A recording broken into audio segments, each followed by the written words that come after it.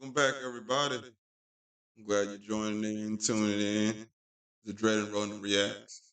Hit that like, that subscribe. You know what I'm saying? If you like everything I'm talking about. Today we talking them sports, man. We talking NBA playoffs and the craziness of these daggone Eastern Conference and Western Conference finals. I'm here to tell you, I didn't see this coming at all.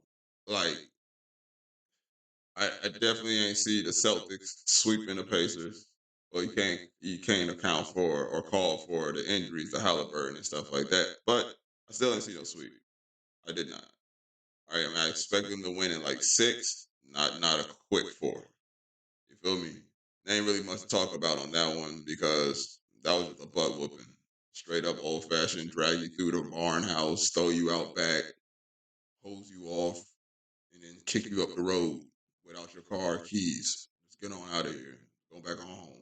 It was that quick and that easy. Now, this daggone Western Conference Finals, I was looking scary too. Don't get it twisted. My prediction for that was the daggone Wolves in seven. Does that look true? That looks dead as anything, right? I mean, yeah, them boys, the Wolves, they took care of business last night. They got a dub. Congratulations. But how is it looking? With how Luca and Kyrie are on a tear right now, yeah, this thing gonna be a gentleman sweep. Yeah, come tomorrow, they're gonna take care of business. They're gonna get them up out of here. That's gonna be real simple. And it's gonna be in Minnesota. Now, if Minnesota take care of business, that'll be what's up. It'll extend it. It will definitely be a bad look for Dallas, but that'll put a lot more pressure on them. And on top of that, they need this time for rest. I mean, Luca needs to heal up. Kyrie's not no spring chicken anymore, so he needs some time to rest. They have some young bulls on the team, but at the same time, rest in the playoffs is real key. It helps a lot. It goes a long way. Um, they had a question on first take. Was it good Wolves or bad Mavs during that game for the Wolves dub? In my opinion, it was just good Wolves. I mean, it was another close game. It wasn't no blowout. Haven't been no blowouts this entire series. Everything has been real close, real highly contested, real competitive.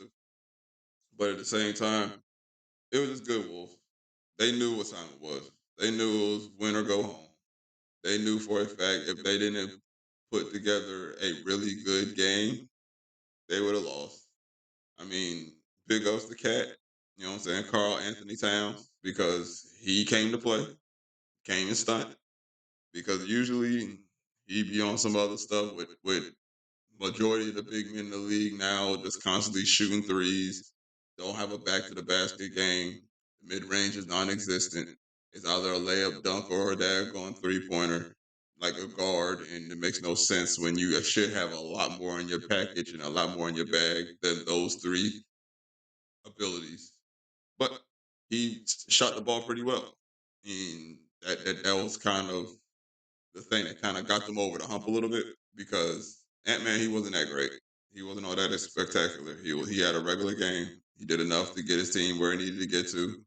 Dribbled entirely too much, in my opinion, in some situations. Kind of bottled things up, kind of muddy things up the flow of the game. But that's something that when the film session hit, they can correct. You know what I'm saying? What can they do against Kyrie and Luke? To be honest with you, I have no idea. Like Luca and Kyrie right now are running like a well-oiled machine. They're playing off each other really well. They're not really getting in each other's way. They know when to turn up, when to slow down, and it's working for them.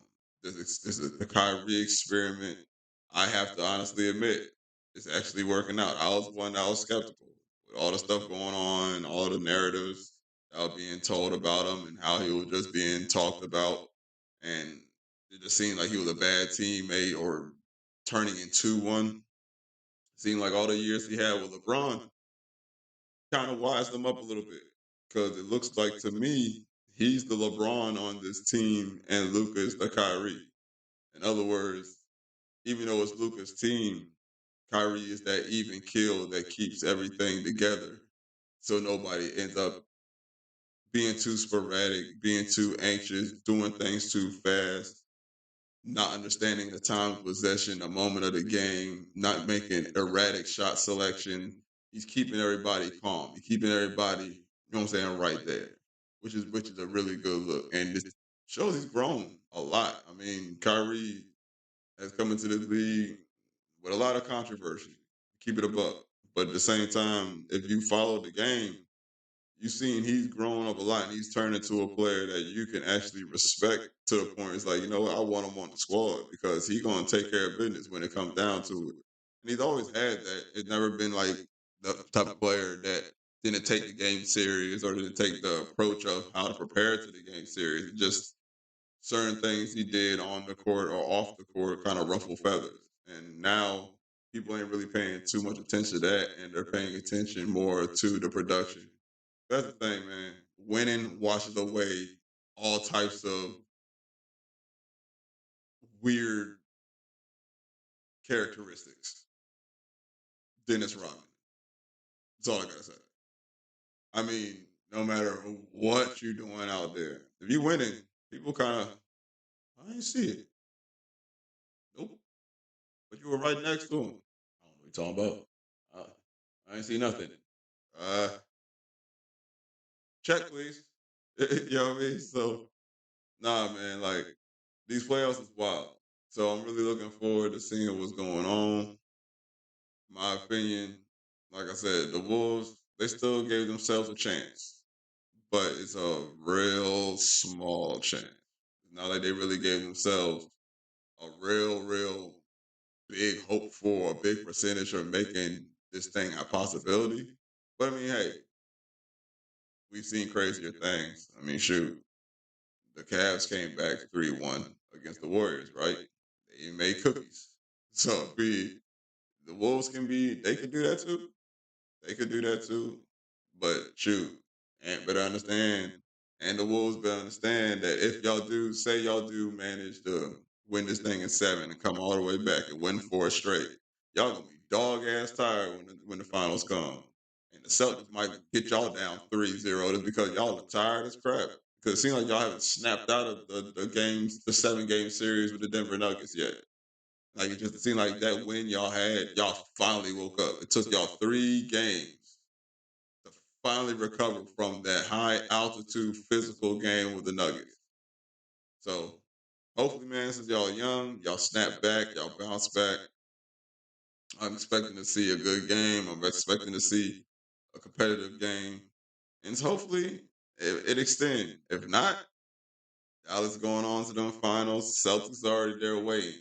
You know what I'm saying? They chilling in the lounge right now, just cooling, getting massages, drinking Mai Tais, just waiting for somebody to come out on the West so they can see what's up. So next time you hear from me, it'll be after game 5, and we'll see what these T Wolves do. You know what I'm saying? To see if they extend it and they stay alive, or if their vacation is going to start a little bit early. But hey, man, till next time, it's your boy, the Dreader Ronan, coming at you some sports talk. Take care, y'all. Nation up.